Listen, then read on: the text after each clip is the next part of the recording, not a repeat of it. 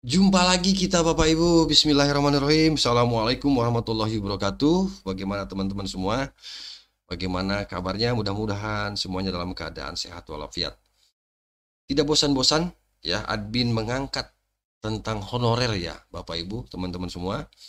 Mengapa? Karena pernasiban tenaga honorer ini masih belum jelas statusnya.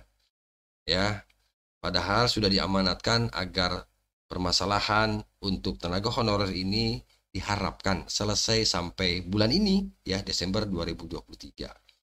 Makanya izin kali ini Bapak Ibu admin coba untuk mengangkat terkait judul ini, benarkah honorer kategori ini terpilih akan diangkat P3K tanpa tes? Nah, berdasarkan keputusan Menteri Pan RB nomor 648 garis miring 2023. Lalu apa syaratnya? Oke. Silakan nanti disimak Bapak Ibu sampai tuntas ya. Silakan.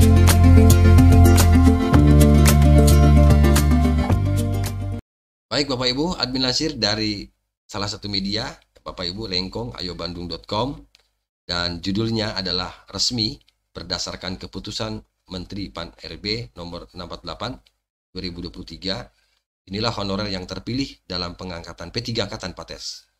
Apakah Bapak Ibu termasuk? Subhanallah. Ya, mudah-mudahan. Baik, izin ya Bapak Ibu. Kabar baik untuk para tenaga honorer dalam rangka pengangkatan status menjadi ASN jalur P3K tanpa tes. Di mana terdapat dua golongan honorer yang diprioritaskan untuk pengangkatan P3K tahun 2024 mendatang ya tentu. Serta kesempatan menjadi terbuka lebar dengan kuota khusus mencapai 80%. Nah, pada Undang-Undang Nomor 20 Tahun 2023 terdapat jaminan memang Bapak Ibu untuk nasib tenaga honorer yang kini masih dalam tanda tanya, padahal di dalam undang-undang tersebut telah diatur terkait penyelesaian tenaga honorer maksimal Desember 2024. Ya, Bapak Ibu. Oke. Menteri Pan RB kembali menegaskan bahwa Undang-Undang ASN 2023 akan mencegah adanya PHK massal di kalangan tenaga honorer. Betul ya. Tidak ada ya, artinya tidak akan ada PHK massal. Jadi pemerintah menjamin supaya tidak terjadi PHK massal ketika penghapusan itu berlangsung ya, penghapusan tenaga honorer berlangsung. Nah, selain itu dengan adanya keputusan Menteri Pan RB nomor 648 2023 yang mengatur tentang mekanisme seleksi P3K jabatan fungsional, maka dapat membuka peluang bagi tenaga honorer untuk mengikuti seleksi ASN tanpa tes tahun depan. Gitu Bapak Ibu. Jadi ini untuk berlaku tahun depan. Jadi peluangnya sangat besar. Mengapa? Karena tadi porsinya sampai 80%. Berikut ini syarat yang tercantum dalam keputusan Pan RB untuk para honorer yang akan diangkat sebagai ASN. Yang pertama, ini ada 5 ya, ada 5 poin. Memiliki masa kerja minimal 2-7 tahun dalam bidang setara jabatan fungsional. Yang kedua, khusus untuk pelamar dosen, wajib memperhatikan jenjang, pengalaman, dan kualifikasi yang setara dengan posisi yang dituju. Syarat yang ketiga, honorer wajib menyerahkan surat keterangan bekerja yang sudah ditandatangani oleh pihak unit kerja sebagai menjadi bukti yang sah. Itu Bapak Ibu. Lalu daftarlah dalam kesempatan SSCSN, suatu yang dibuka oleh BKN. Lalu yang kelima, lulus tahapan seleksi administrasi dan kompetensi sesuai aturan yang berlaku. Nah, 5 syarat inilah Bapak Ibu nanti yang akan menjadi bahan pertimbangan tadi berdasarkan Menpan RB nomor 648, maaf, keputusan Menpan RB 648 2023.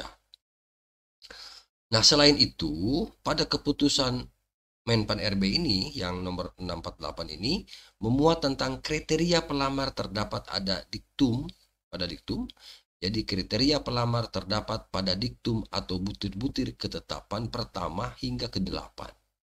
Nah, diktum pertama berbunyi bila jenis kebutuhan P3K 2023 itu meliputi khusus dan adapun untuk pelamar khusus merupakan X tenaga honorer kategori 2 yang terdaftar dalam database BKN dan melamar pada instansi pemerintah atau tenaga non-ASN.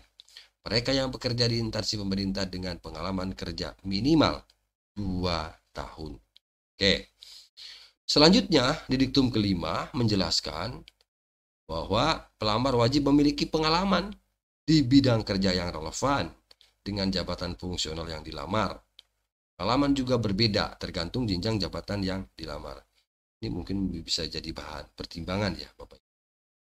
Kemudian khusus untuk jabatan fungsional dosen, harus berpengalaman sebagai tenaga pengajar di perguruan tinggi dengan kriteria yang telah ditetapkan, serta dapat dibuktikan dengan surat keterangan bekerja yang ditandatangani oleh pimpinan unit kerja.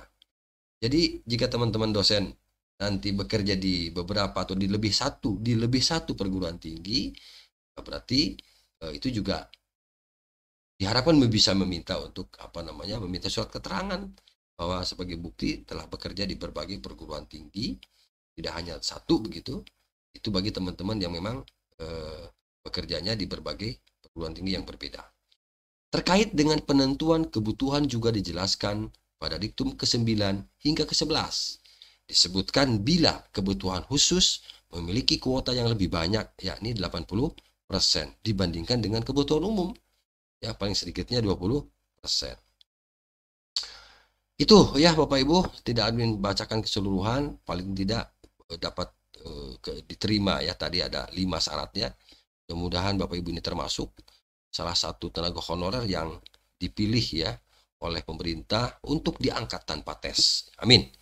Itu saja yang dapat admin bagikan. Terima kasih. Semoga informasi ini bermanfaat. Salam sehat buat semua. Jaga kesehatan dan tetap bekerja dengan baik tentunya. Terima kasih. Assalamualaikum warahmatullahi wabarakatuh.